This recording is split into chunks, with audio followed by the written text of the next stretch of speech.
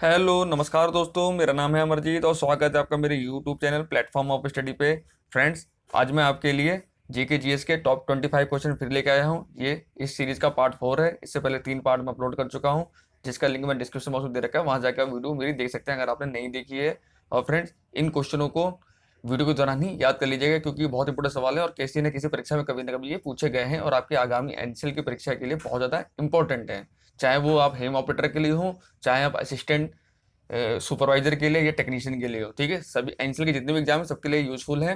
तो प्लीज़ इस वीडियो शुरू से लेकर अंत तक जरूर देखिएगा और इन सवालों को कॉपी में नोट कर लीजिएगा। ठीक है, और आपसे एक रिक्वेस्ट है, अगर आप मेरे चैनल फर्स्ट टाइम है तो प्लीज़ मेरे चैनल सब्सक्राइब कर बेल आइकन जरूर दबाएं, ताकि आपको वीडियो नोटिफिकेशन प्राप्त हो जाए। और फ्रेंड्स, एक जरूरी इन्फॉर्मेशन आपके लिए यह है कि कल रात 9 बजे एनसीएल का मॉडल पेपर का पार्ट 3 आ रहा है।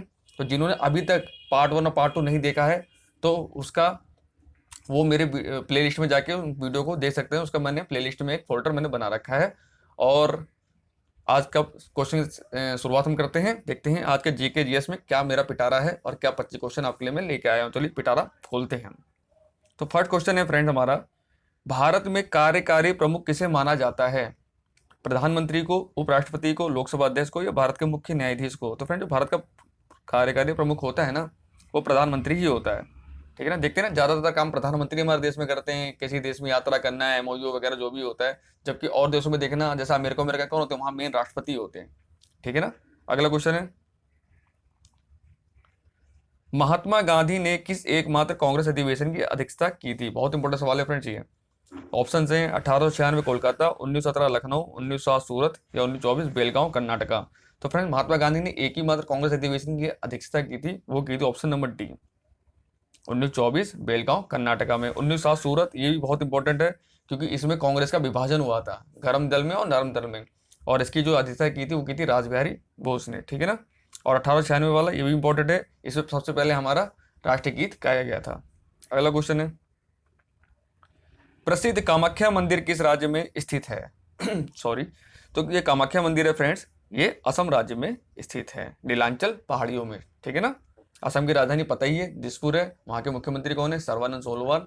और वहाँ के जो राज्यपाल हैं वो हैं जगदीश मुखी। वहाँ लोकसभा की कितनी सीटें हैं? 14 सीटें हैं और राज्यसभा की 7 सीटें हैं। अगला क्वेश्चन है, गुलाम वंश की स्थापना किसने की थी? तो ऑप्शन हैं कुतुबुद्दीन ऐबक, इल्तुतमिश, बलबन, रजिया सुल्तान। तो फ्रेंड, जो गुलाम वंश है इसकी स्थापना करी गई थी कुतुबुद्दीन ऐबक के द्वारा। ठीक है ना। और जो ये रजिया सुल्तान है, इसके बारे में पता होना चाहिए, ये भारत की पहली महिला शासिका थी। ठीक है ना, ये इल्तुतमिश की बेटी थी। अगला क्वेश्चन है, भारत में एकमात्र हीरे की खान कौन सी है? तो फ्रेंड, एक ही मात्र भारत में जगह है जहाँ से हीरे निकलते हैं। ऑप्शन है खेतड़ी, जादूगोड़ा, गोलकुंडा, पन्ना। तो फ्रेंड, इसका राइट आंसर है पन्ना। पन्ना की हीरे खान, ये कहाँ पर है? ये एमपी में स्थित है। खेतड़ी, ये तांबे के लिए फेमस है, ये राजस्थान में स्थित है। जादूगोड़ा, ये यूरेनियम के लिए फेमस है, ये झारखंड में स्थित है। अगला क्वेश्चन है, खजुराहो के मंदिर का निर्माण किस वंश के शासकों ने करवाया था? चंदेल वंश, मौर्य वंश, चौहान वंश, परमार वंश। तो मैं जो खजुराहो के मंदिर निर्माण करवाया गया था, ये करवाया गया था चंदेल वंश के शासकों के द्वारा। और ये खजुराहो के मंदिर सबको पता है, मध्य प्रदेश में स्थित है और यूनेस्को की वर्ल्ड हेरिटेज में भी है ये। ठीक है। अगला क्वेश्चन है, भारत का कौन सा शहर सिलिकॉन वैली के नाम से जाना जाता है? बहुत इंपॉर्टेंट सवाल है फ्रेंड्स ये। हैदराबाद, बेंगलुरु, चेन्नई, मुंबई। तो फ्रेंड, इस क्वेश्चन का जो राइट आंसर है वो है बेंगलुरु। ठीक है। अगला क्वेश्चन है, तमाशा लोक नृत्य का संबंध किस राज्य से है? तो फ्रेंड, जो तमाशा लोक नृत्य है ये महाराष्ट्र से संबंधित है। महाराष्ट्र, महाराष्ट्र की राजधानी मुंबई, मुख्यमंत्री उद्धव ठाकरे, राज्यपाल भगत सिंह कोश्यारी। अगला क्वेश्चन है, भारत में राष्ट्रीय आय का आकलन सर्वप्रथम किसने किया था? गोपाल कृष्ण गोखले, विनोबा भावे, दादा भाई नेरोजी या लाला लाजपत राय। तो फ्रेंड्स, क्वेश्चन का जो राइट आंसर है वो ऑप्शन नंबर सी, दादा भाई नेरोजी। ठीक है। और गोपाल कृष्ण गोखले ये कौन थे? ये महात्मा गांधी के राजनीतिक गुरु थे और इन्होंने सर्वेंट्स ऑफ इंडिया सोसाइटी की स्थापना भी की थी। ठीक है ना। लाला लाजपत राय आपको पता ही है, जब ये रॉलेट एक्ट का विरोध कर रहे थे 1927 में, तो लाठीचार्ज हो गया था, सिंह के सर पे लाठी लग गई थी और सिंह की मृत्यु हुई थी और उन्होंने किताबें लिखी थी अनहैप्पी इंडिया। ठीक है ना। अगला क्वेश्चन है, रणथंबोर नेशनल पार्क किस राज्य में स्थित है? तो फ्रेंड, जो रणथंबोर नेशनल पार्क है ये राजस्थान में स्थित है। ठीक है। राजस्थान की राजधानी क्या है? जयपुर, जिसको हम पिंक सिटी भी कहते हैं, ठीक है, उसको 2019 में यूनेस्को की वर्ल्ड हेरिटेज साइट में इसको इंक्लूड किया गया है। और वहाँ के मुख्यमंत्री कौन है? अशोक गहलोत। और राज्यपाल कौन है? कालराज मिश्र। अगला क्वेश्चन है, कोई विदेशी व्यक्ति कितने वर्ष तक भारत में रहने के बाद भारत की नागरिकता के लिए आवेदन कर सकता है? 5 वर्ष, 10 वर्ष, 15 वर्ष, 20 वर्ष। तो फिर अगर कोई विदेशी व्यक्ति है, वो भारत में निरंतर 10 साल से अगर रह रहा है, ऑप्शन नंबर 10 साल, तो वो भारतीय नागरिकता के लिए आवेदन कर सकता है। ठीक है ना। भारतीय संविधान में किस अनुच्छेद के तहत संशोधन किया जाता है? बहुत इंपॉर्टेंट सवाल है। अनुच्छेद 368, अनुच्छेद 356, अनुच्छेद 280 या अनुच्छेद 324। तो फ्रेंड, भारतीय संविधान में जो संशोधन किया जाता है वो क्या जाता है? अनुच्छेद 368 के माध्यम से। राइट आंसर हो जाएगा option number A. Option number B देखा, अनुच्छेद 356 से क्या होता है? किसी भी राज्य में राष्ट्रपति शासन लागू लगाया जाता है। 280 क्या है? ये वित्त आयोग से संबंधित है। और 324 का है? ये चुनाव आयोग से संबंधित है। तो ये तीनों भी याद रखिएगा, ये तीनों अनुच्छेद भी इंपॉर्टेंट है। अगला क्वेश्चन है, किस गवर्नर जनरल ने भारत में स्थायी भू राजस्व व्यवस्था स्थापित किया था? तो फ्रेंड, स्थायी भू राजस्व व्यवस्था की जो स्थापना करी गई थी वो लॉर्ड कार्नवालिस के द्वारा की गई थी। ठीक है ना। अगला क्वेश्चन है, संविधान के किस संशोधन द्वारा मतदान की आयु 21 वर्ष से घटाकर 18 वर्ष की गई है? तो फ्रेंड, अब आपको पता है आज के टाइम में 18 वर्ष में अगर आप हो गए तो आप वोट दे सकते हैं, लेकिन ये पहले ही जो उम्र थी 21 साल थी। तो संशोधन किया गया था संविधान में, तो संशोधन नंबर था 61वां संविधान संशोधन द्वारा 21 से घटाकर 18 कर दी गई है। अगला क्वेश्चन है, भारतीय सब्जी शोध संस्थान कहाँ स्थित है? तो फ्रेंड्स, ये जो सब्जी शोध संस्थान है ये वाराणसी में स्थित है। ठीक है। अगला क्वेश्चन है, हमें आकाश में तारे टिमटिमाते हुए क्यों दिखाई देते हैं? व्यतिकरण, प्रकीर्णन, अपवर्तन, परावर्तन। तो फ्रेंड, तारों को जो टिमटिमाना होता है उसका रीजन होता है अपवर्तन।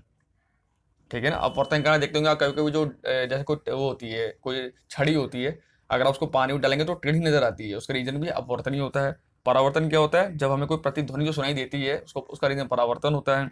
प्रकीर्णन के कारण आकाश का रंग नीला दिखाई देता है। व्यतिकरण के कारण आपने देखा होगा जब कोई पानी में तेल की बूंदें गिर जाती हैं तो रंग बिरंगी दिखाई देती है, उसका रीजन ये व्यतिकरण होता है। ठीक है ना। अगला क्वेश्चन है, भारत में बीबी का मकबरा कहाँ स्थित है? औरंगाबाद, चेन्नई, मुंबई, दिल्ली। तो फ्रेंड, जो बीबी का मकबरा है ये औरंगाबाद महाराष्ट्र में स्थित है। अगला क्वेश्चन है, विक्रम साराभाई स्पेस सेंटर कहाँ स्थित है? तो फ्रेंड, जो विक्रम साराभाई स्पेस सेंटर है ये तिरुवनंतपुरम केरल में स्थित है। अगला क्वेश्चन है, 1857 क्रांति के समय भारत का गवर्नर जनरल कौन था? Lord Canning, Lord Irwin, Lord Curzon, Lord Dalhousie. तो फ्रेंड्स, 1857 क्रांति के समय भारत का जो जनरल था, गवर्नर जनरल, वो था लॉर्ड कैनिंग। ठीक है ना। लॉर्ड इरविन आपको पता ही है, जिस समय दांडी यात्रा की थी, संविदा विज्ञा आंदोलन हुआ था, उस समय लॉर्ड इरविन था और गांधी जी और इरविन के बीच में वो हुआ था, कहने पर नमक कानून जब तोड़ा गया था तो इसके बीच में, इनके बीच में ही समझौता हुआ था। लॉर्ड कर्जन आपको पता ही है, बंगाल विभाजन में इनका बहुत बड़ा नाम जोड़ा जाता है। 1905 में, 19 जुलाई 1905 को बंगाल विभाजन कहते हैं, लॉर्ड कर्जन ने ही इसकी घोषणा की थी। और लॉर्ड डलहौजी तो पता ही, इन्हें तो बहुत सारे काम किए हमारे भारत में। तेल कह रहा हूँ, डाक का काम, ये जो पोस्ट ऑफिस वाला काम है, तार का काम हो गया, ट्रेन चलाने का काम हो गया, PWD हो गया, ये सारे काम डलहौजी ने ही किए थे। अगला क्वेश्चन है हमारा, हाल ही में किस राज्य की सरकार ने कोविड-19 मरीजों के लिए रोबोट का इस्तेमाल शुरू किया है? झारखंड, छत्तीसगढ़, केरल, आंध्र प्रदेश। तो फ्रेंड, इसका राइट आंसर है झारखंड। और झारखंड की राजधानी क्या है? रांची। और झारखंड में ही जमशेदपुर स्थित है, जिसको इस्पात नगरी के नाम से भी जाना जाता है। अगला क्वेश्चन है, सत्यमेव जयते कहाँ से लिया गया है? ऋग्वेद, रामायण, मुंडको उपनिषद। तो फ्रेंड, इसका राइट आंसर है मुंडको उपनिषद। अगला क्वेश्चन है, हिंदी भाषा में किस व्यक्ति को प्रथम ज्ञानपीठ पुरस्कार दिया गया था? नहीं, हिंदी के क्षेत्र में कौन सा पहला व्यक्ति था जिसको ज्ञानपीठ पुरस्कार मिला था? तो वो मिला था सुमित्रा नंदन पंत जी को। ठीक है ना। अगला क्वेश्चन है, मानव शरीर की सबसे बड़ी ग्रंथि कौन सी है? यकृत, थायराइड, पिट्यूटरी या अग्न्याशय। तो फ्रेंड्स, सबसे बड़ी ग्रंथि जो मानव शरीर में है वो है यकृत यानी लीवर। ठीक है ना। और पिट्यूटरी ग्रंथि क्या होती है? इसको पीयूष ग्रंथि बोलते हैं। ये हमारे शरीर की मास्टर ग्रंथि कहलाती है और उसका वजन बहुत कम होता है, इसका वजन होता है 0.05 ग्राम। ये हमारे मस्तिष्क के नीचे पाई जाती है। ठीक है ना, रीढ़ की हड्डी के बाद। अगला क्वेश्चन है, कार्य का मात्रक होता है जूल, न्यूटन, पास्कल, डेसिबल। तो फ्रेंड, कार्य का मात्रक होता है वो होता है जूल। ठीक है ना। और कार्य का फॉर्मूला क्या होता है, W बराबर वर्क बराबर होता है फोर्स इंटू डिस्टेंस, ठीक है ना, FD। न्यूटन आपको पता है ये बल का मात्रक होता है, पास्कल ये दबाव का मात्रक होता है, प्रेशर का, और डेसिबल ये ध्वनि की तीव्रता का मात्रक होता है, तो ये भी याद रखिएगा। और लास्ट क्वेश्चन मेरा इस वीडियो का, 2.5 दिन का झोपड़ा किस राज्य में स्थित है, राजस्थान, उत्तर प्रदेश, मध्य प्रदेश, दिल्ली। तो फ्रेंड जो 2.5 दिन का झोपड़ा है इसका निर्माण कुतुबुद्दीन ऐबक ने करवाया था और ये स्थित है राजस्थान में, ठीक है ना। तो आई होप आपको वीडियो अच्छी लगी होगी। अगर ये वीडियो अच्छी लगी प्लीज लाइक शेयर जरूर करें, और कल रात में 9 बजे मैं मॉडल पेपर का पार्ट 3 अपलोड कर दूंगा, तो उसको भी जरूर देखिएगा। Thank you.